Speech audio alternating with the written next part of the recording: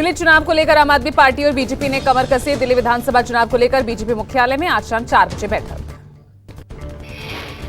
बैठक की अध्यक्षता बीजेपी अध्यक्ष जगत प्रकाश नड्डा करेंगे। बैठक में प्रदेश अध्यक्ष वीरेंद्र सचदेवा, संगठन मंत्री पवन राणा समेत कई नेता रहेंगे मौजूद।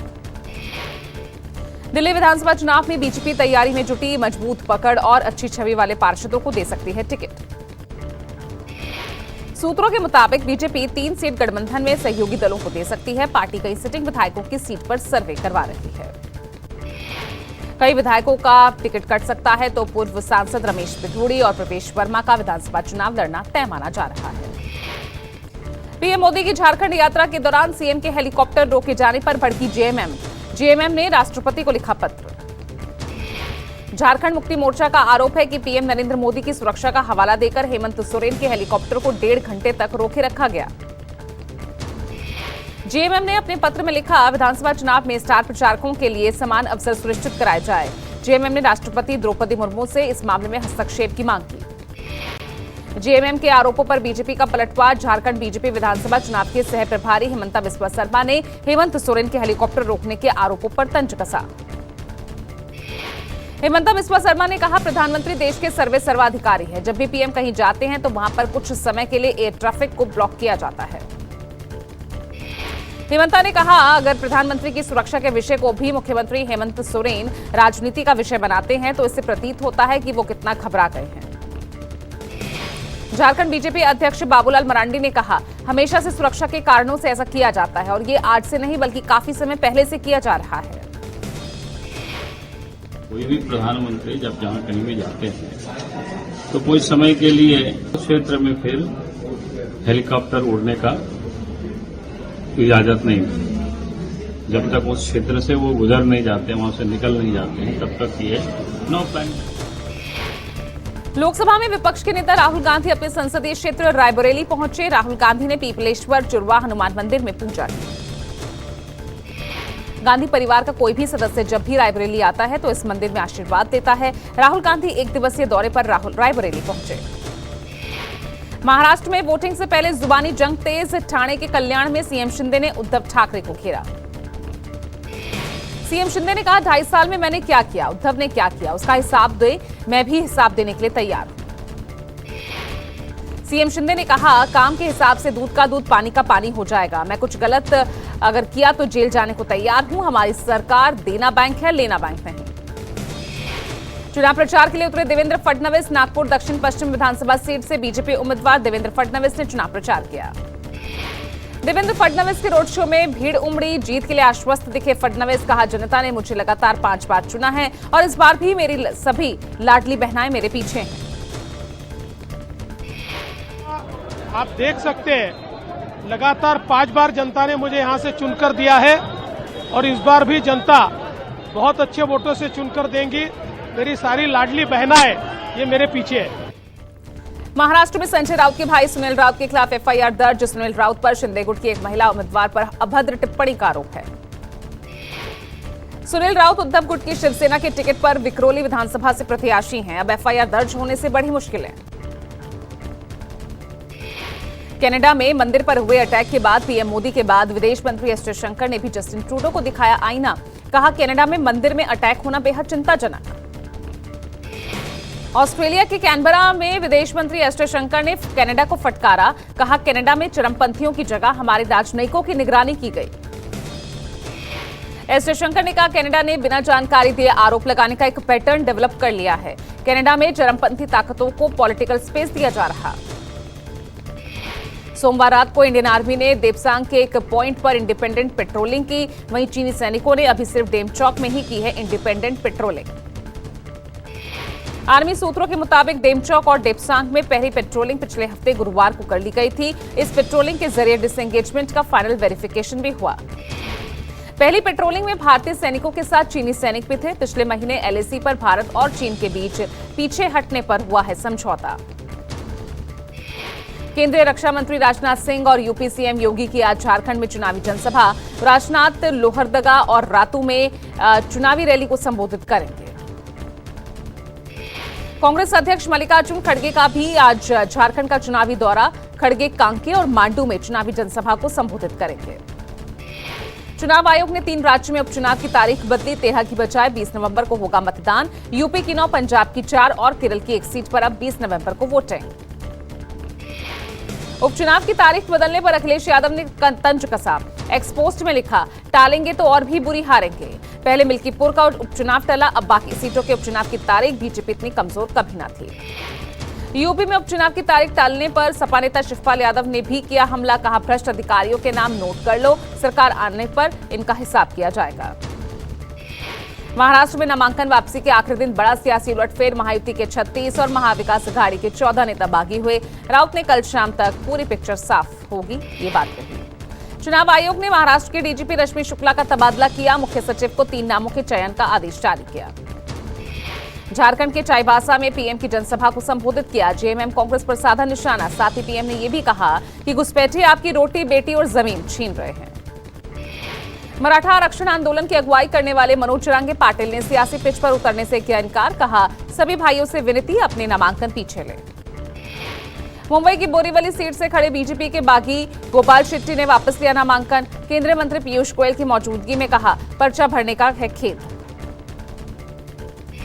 महाराष्ट्र चुनाव से पहले कांग्रेस को बड़ा झटका। कोल्हापुर उत्तर सीट से पार्टी प्रत्याशी मधुरिमा राजे ने सोमवार को नामांकन वापस लिया। अब एमवीए का कोई आधिकारिक प्रत्याशी नहीं। संजय राउत ने राज ठाकरे को घेरा। कहा, बीजेपी की इच्छा एमएनएस 25 सीट पर लड़े। ये राज ठाकरे का आदेश नहीं, बीजेपी का आदेश है। देश के सीजीआई जस्टिस टीवाई चंद्रचूड़ ने गणेश उत्सव में पीएम मोदी के अपने घर आने का बचाव किया। सीजीआई ने कार्यक्रम के दौरान कहा कि गणेश पूजा में पीएम का आना कतई गलत नहीं था, क्योंकि एक आस्थावान व्यक्ति सभी धर्मों का सम्मान करते हैं। पंजाब के पूर्व सीएम और बीजेपी नेता कैप्टन अमरिंदर सिंह ने कनाडा पीएम जस्टिन ट्रूडो पर हमला किया। कहा, उनकी राजनीतिक महत्वाकांक्षा की वजह से दोनों देशों के दशकों पुराने संबंध टूटने की कगार पर है। दिल्ली में आम आदमी पार्टी ने प्रचार तेज किया। अरविंद केजरीवाल ने पदयात्रा का दूसरा चरण शुरू किया। यूपी में धुआंधार हुआ पोस्टर वॉर। लखनऊ में सपा दफ्तर के सामने अखिलेश की तस्वीर के साथ नई होर्डिंग। पोस्टर में लिखा, 2024 का जननायक, 2027 का महानायक। जम्मू कश्मीर विधानसभा सत्र में हंगामा। पीडीपी ने धारा 370 की वापसी की मांग की, साथ ही प्रस्ताव भी पेश किया। जम्मू कश्मीर विधानसभा का 5 दिवसीय सत्र शुरू। अब्दुल रहीम राथर बने विधानसभा के नए स्पीकर। बीजेपी के नरेंद्र सिंह रैना चुने गए डिप्टी स्पीकर। वायनाड में प्रियंका गांधी का बयान। राहुल गांधी ने बीजेपी की अपार नकारात्मक शक्ति और उनके फैलाए जा रहे दुष्प्रचार को चुनौती दी। आप सांसद संजय सिंह ने सोमवार को सपा अध्यक्ष अखिलेश यादव से मुलाकात की। राज्य की 9 सीटों पर होने वाले उपचुनाव को समर्थन देने का ऐलान किया। चुनाव तारीख बदलने को लेकर इसी को कटघरे में खड़ा किया। यूपी में आम आदमी पार्टी ने शुरू किया सदस्यता अभियान। सांसद संजय सिंह ने लखनऊ में की अभियान की शुरुआत। दिल्ली में वक्फ बिल पर जेपीसी की बैठक जारी। आज दाऊदी बोहरा समाज की तरफ से वरिष्ठ वकील हरीश साल्वे रखेंगे दलील। दिल्ली में 14 नवंबर को होगा महापौर और उप महापौर का चुनाव। मौजूदा महापौर शैली ओबरॉय के आदेश पर हुआ फैसला। बिहार के मुख्यमंत्री नीतीश कुमार ने आज से शुरू हो रहे छठ पूजा से पहले सोमवार को पटना में दीघा घाट का निरीक्षण किया। महापर्व छठ के मद्देनजर सुरक्षा के भी चाक चौबंद इंतजाम। लखनऊ के चारबाग स्टेशन पर एडीजी रेलवे प्रकाश डी ने निरीक्षण किया। स्टेशन पर डॉग स्क्वाड के साथ चला गहन चेकिंग अभियान।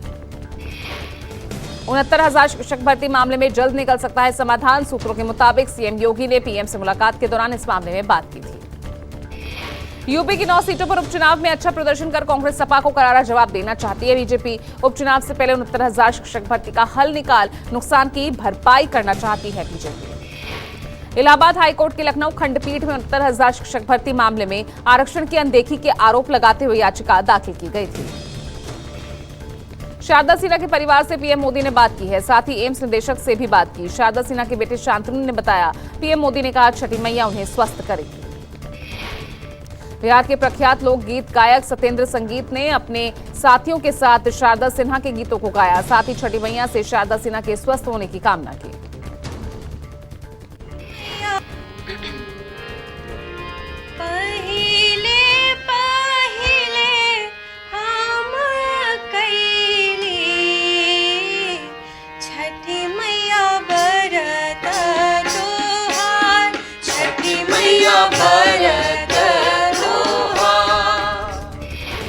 दिल्ली एनसीआर में एयर पॉल्यूशन से लोगों को सांस लेने में परेशानी। गीता कॉलोनी में AQI 400 के पार। दिल्ली के अक्षरधाम इलाके में AQI गंभीर श्रेणी में पहुंचा। पूरे इलाके में स्मॉग की परत की वजह से धुंधला नजर आया अक्षरधाम मंदिर। कर्तव्य पथ पर दिखा स्मॉग का कहर, चारों ओर छाई धुंध की चादर, विजिबिलिटी घटी। मॉर्निंग वॉक के लिए लोगों की चहलकदमी भी बेहद कम। दिवाली के बाद कानपुर में प्रदूषण से हवा की गुणवत्ता प्रभावित, लोगों का सांस लेना हुआ दूभर। दिल्ली में यमुना नदी की सतह पर जहरीली झाग की परत देखी गई। दिल्ली में छठ पूजा के लिए तैयार किए जा रहे हैं घाट। ITO छठ घाट पर तैयारियां तेज, ड्रोन वीडियो सामने आया। दिल्ली के CM आतिशी ने ITO पर लिया पूजा की तैयारियों का जायजा। संबंधित अधिकारियों को छठ के दौरान बेहतर प्रबंध रखने के निर्देश दिए। आतिशी ने कहा, दिल्ली में पिछले 8 सालों से छठ का पर्व बेहद धूमधाम से मनाया जा रहा है। जब से केजरीवाल की सरकार दिल्ली में आई, तब से पूर्वांचल के भाई बहनों के लिए बेहतरीन इंतजाम किए गए हैं। सलमान खान को फिर दी गई धमकी। ट्रैफिक कंट्रोल रूम में धमकी भरे मैसेज में 5 करोड़ की मांग या बिश्नोई समाज से माफी मांगने की बात की गई। बिश्नोई गैंग के नाम पर धमकी दी गई है। धमकी देने वाले ने 5 करोड़ रुपए की फिरौती मांगी। मुंबई पुलिस ने बढ़ाई सलमान खान की सुरक्षा।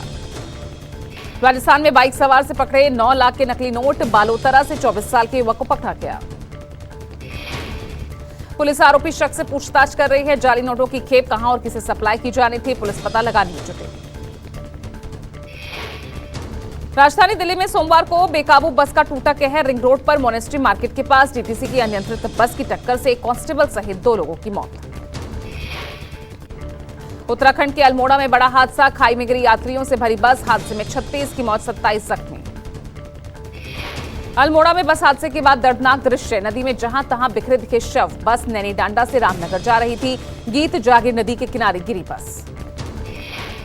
बिहार एक बार फिर इतिहास रचने को तैयार है। राजगीर में आयोजित होने वाले महिला एशियन हॉकी चैंपियनशिप के प्रमोशन के लिए ट्रॉफी गौरव यात्रा निकाली गई। गौरव यात्रा कई राज्यों से होकर नालंदा पहुंची। विश्व प्रसिद्ध नालंदा विश्वविद्यालय में जिलाधिकारी और पुलिस अधीक्षक ने इनका भव्य स्वागत किया। बिहार राज्य खेल प्राधिकरण और हॉकी इंडिया के संयुक्त प्रयासों से आयोजित इस चैंपियनशिप की मेजबानी बिहार में पहली बार हो रही है। 11 से 20 नवंबर तक इस टूर्नामेंट का आयोजन राजगीर के स्टेडियम में होगा। बिहार राज्य खेल प्राधिकरण के महानिदेशक रविंद्रन संकरण के मुताबिक ये ट्रॉफी झारखंड, ओडिशा, पंजाब और हरियाणा जैसे राज्यों से होकर नालंदा पहुंची। इस आयोजन को लेकर जिलाधिकारी ने एक ऐप भी लॉन्च किया है। इस ऐप के माध्यम से टिकट बुकिंग से लेकर नालंदा के सभी पर्यटक स्थलों की भी जानकारी रहेगी।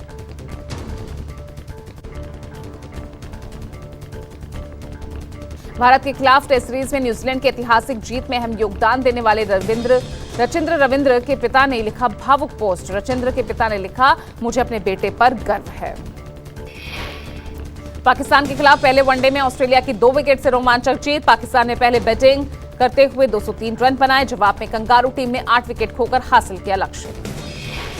पेरू में एक फुटबॉल मैच के दौरान मैदान में गिरी बिजली, एक खिलाड़ी की मौत, रेफरी सहित कई खिलाड़ी बुरी तरह घायल।